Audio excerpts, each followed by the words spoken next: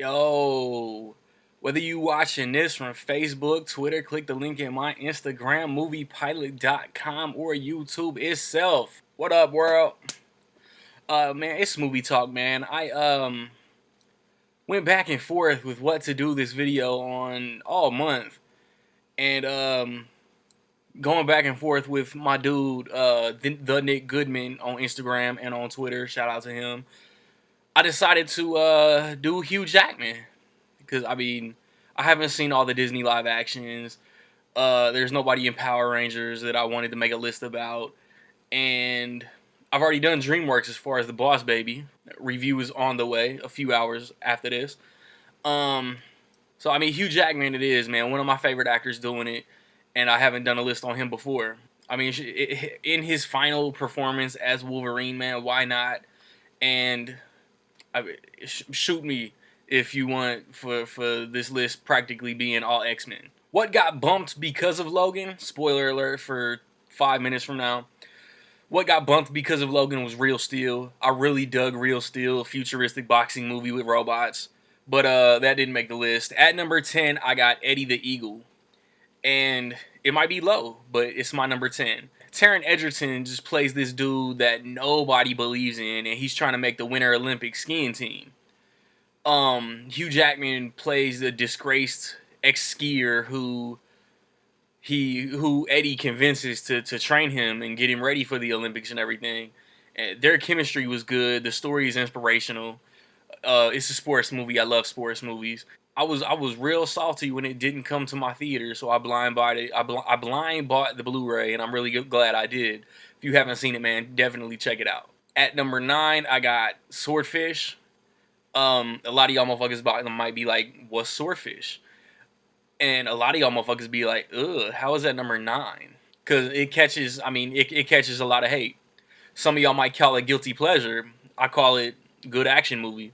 Just to let you know the type of movie, man. When John Travolta sends Halle Berry to pick up Hugh Jackman. When Hugh Jackman first meets John Travolta, he's got a gun to his head and a chick giving him head, and he has 1 minute to hack into some company. And I mean, he's a hacker who gets guilt tripped into working for John Travolta, who is a terrorist. And I think it caught hate at the time because it came out right around 9/11. But going back, man, I think it's actually kind of underrated. I think it's the same director. I might be wrong, but I'm pretty sure it's the same director as Nicolas Cage's Gone in 60 Seconds.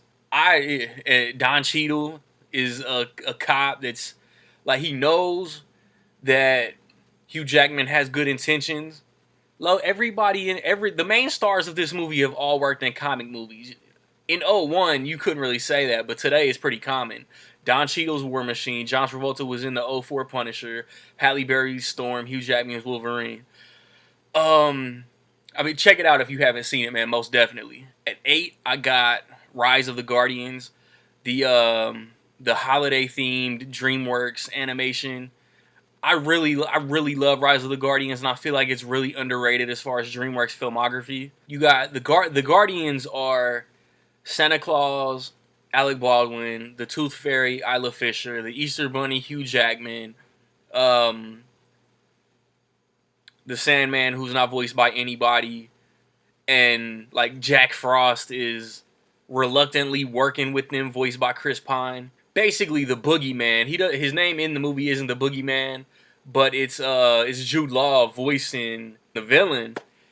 And I really dig this movie, man. Like, Jack Frost's backstory is dope, and what happens to all the characters and what they have to do to save the kids. Like, I think DreamWorks has the best animation theatrically after Pixar.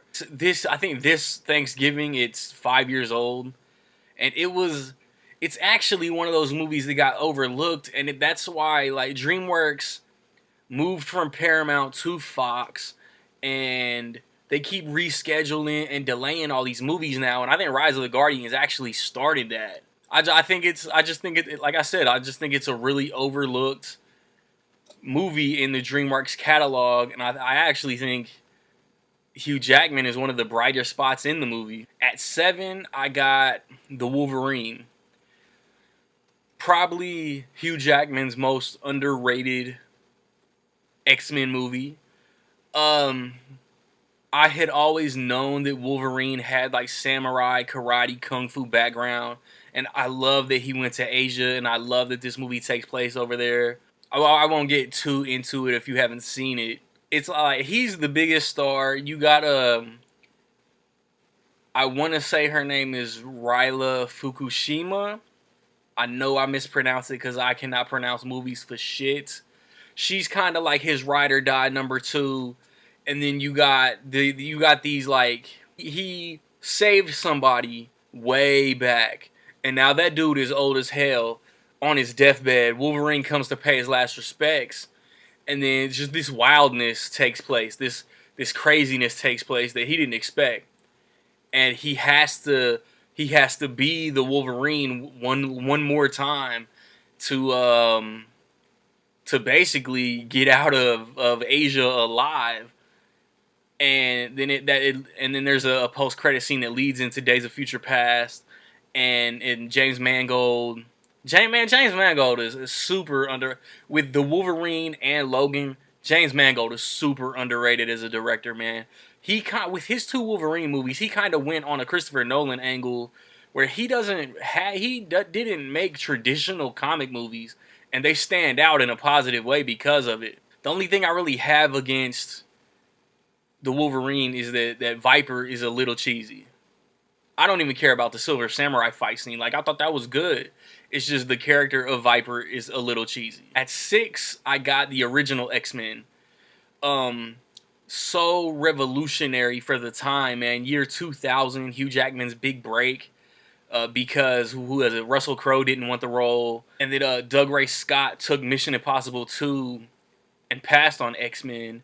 Thank God in heaven and movie studios and Doug Ray Scott himself for that, man, because he's been in some good movies.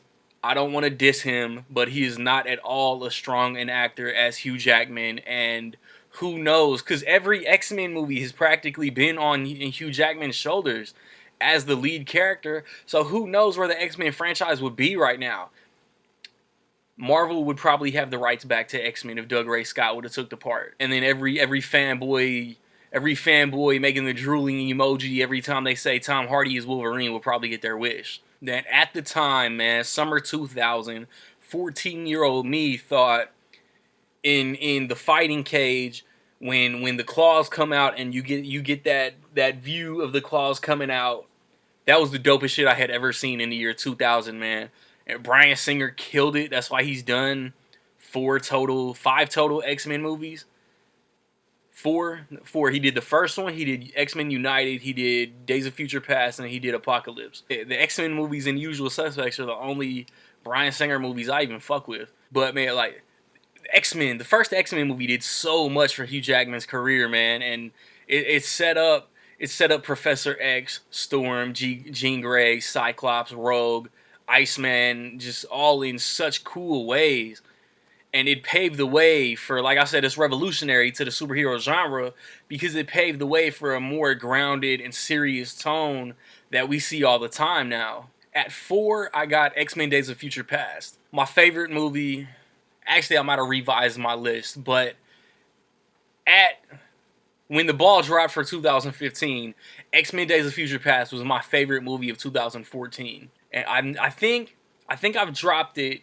I dropped it on this list. I dropped it on my X-Men list. I dropped it on my 2014 list, my comic book movies list, because something happens to Wolverine at the end of the Wolverine, and it's completely fixed at the beginning of Days of Future Past before he changes the timeline. And when he's in this trance, something happens with him and Kitty Pryde that shouldn't have.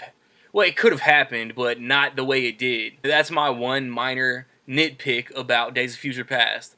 Other than that, man, it's the coolest X-Men movie that has the entire team. Just because it has the OGs and the new school, the old school and the new school cast in the movie. it's so cool.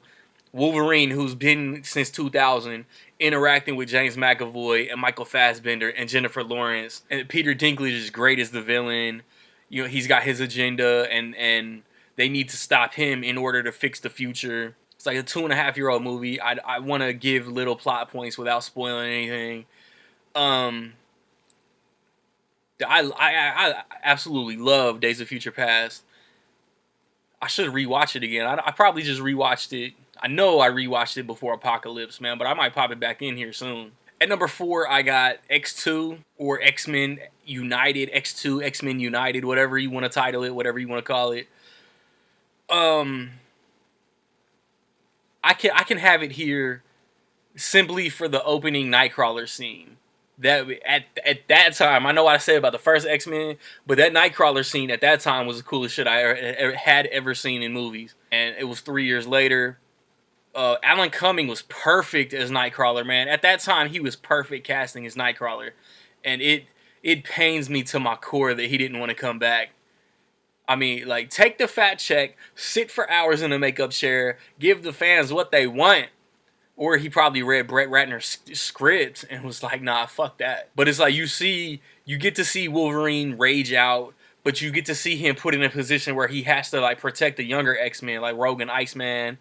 Also, that scene in the museum is dope, too. Pyro and Iceman start their rivalry, and he eventually defects and starts rocking with Magneto. Wolverine starts to learn more about the Weapon X program and Stryker and what Stryker does with his own son and Professor X. Like, it's crazy. X-Men 2 is so great, man. If it wasn't for Kill Bill Volume 1, that's probably my favorite movie of 2003. It has so much to praise and not many flaws at all. At number 3, I got Logan. It just came out. I won't go too much into it, but it's my third favorite Hugh Jackman movie, but I'll say it's my second favorite Hugh Jackman performance. It's just the time period. It's after Days of Future Past. He's with Professor X. This little girl comes along and just throws his world just completely on his side because he thought all that was behind him, and he gets pulled back into whatever's going on. Just go see this movie, man. It's my favorite movie of the year so far. At number 2, I got The Prestige, the most underrated Christopher Nolan movie. Christian Bale and Hugh Jackman are rival magicians, and their rivalry gets deadly. And the way this shit ends is such a mind fuck. It's got the usual Christopher Nolan players at that time. By at that time, I mean Christian Bale and Michael Caine. Scarlett Johansson is in it. David Bowie, man, R.I.P. David Bowie is in it. Andy Serkis is in it. Young, Before the Town, Rebecca Hall is in it. If you haven't seen The Prestige, I need to know why. Man. Like, it's one of those movies that, like, I don't know if that many people have seen it, so I don't want to go too into it. It's so dope. I'm going to rewatch all of Nolan's movies before Dunkirk just because. And I can't wait to see The Prestige again. And my favorite Hugh Jackman movie to date is Prisoners.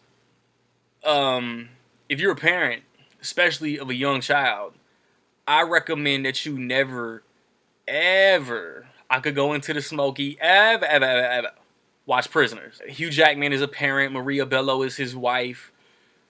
They have a kid that gets abducted. Jake Gyllenhaal is a detective on the case. Paul Dano is in it. Terrence Howard and Viola Davis are like a friendly couple. Like, they're friends of Hugh Jackman or Maria Bello. The dude from Goosebumps plays like Hugh Jackman's son.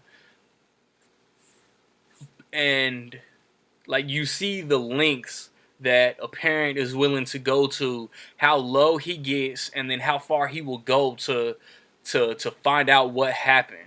Denis Villeneuve, director of Arrival, director of Sicario, about to be director of Blade Runner 2049. He directed this. This was like his breakout movie, even though I think he had done Enemy first. But that came out to a wider audience the next year. He directed masterfully. This is my favorite Hugh Jackman performance. This is why it's number 1. I love this movie, man. It's crazy thinking about it. And like, there's no bad acting And once again, like I said with the Prestige, the end of Prisoners is also a mind fuck. Another one, man. All 10 of these movies, man. If you haven't seen them, I highly recommend them. That's my list, man.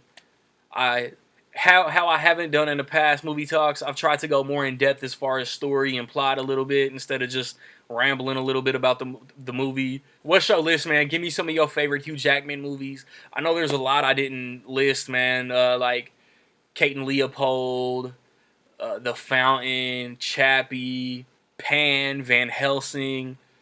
Some people might like those, man. Let me know. Drop comments, man. Like I said, your top 10, your top 5, your favorite overall, whatever. I'm taking suggestions for April, cause I only want to see a few movies in April. Fate of the Furious. Um, it's all I can think of off the top of my head. But I don't know what I'm gonna do for my movie talk yet. Maybe I'll fly through Better Call Saul and then I'll do my favorite TV series. I've recently posted reviews for Power Rangers, Chips, Life, Beauty and the Beast, Kong Skull Island, Logan. The card was in there, as were the cards to other Hugh Jackman related reviews. Um, right around the corner, I got a review for The Boss Baby. I'm gonna give Smurfs a chance next weekend.